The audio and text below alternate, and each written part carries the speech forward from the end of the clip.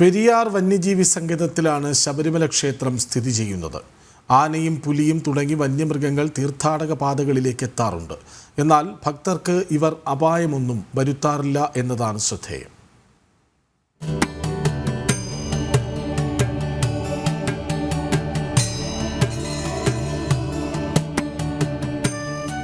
മലചവിട്ടുന്ന തീർത്ഥാടകർക്ക് ഈ കാഴ്ച പുതുമയുള്ളതല്ല.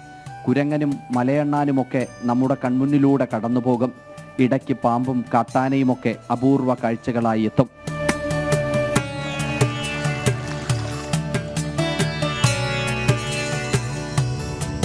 കഴിഞ്ഞ ദിവസം രാത്രി പാണ്ടിത്താവളത്തിന് മുകളിലായിട്ടാണ് കാട്ടാനക്കൂട്ടമെത്തിയത്.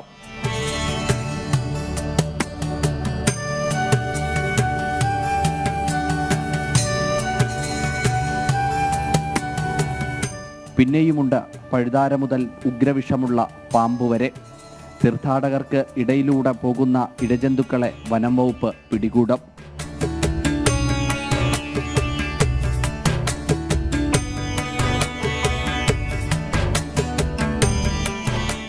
ഇഴജന്തുക്കളെ പിന്നീട് ഉൾവനത്തിൽ തുറന്നുവിടും. ആനയിറങ്ങും മാമലയിൽ പിന്നെയും അയ്യപ്പ ഭക്തരുടെ ശരണമന്ത്രങ്ങളാണ്. അഖിൽ പാലോട്ടുമഠം, ജനം, സന്നിധാനം.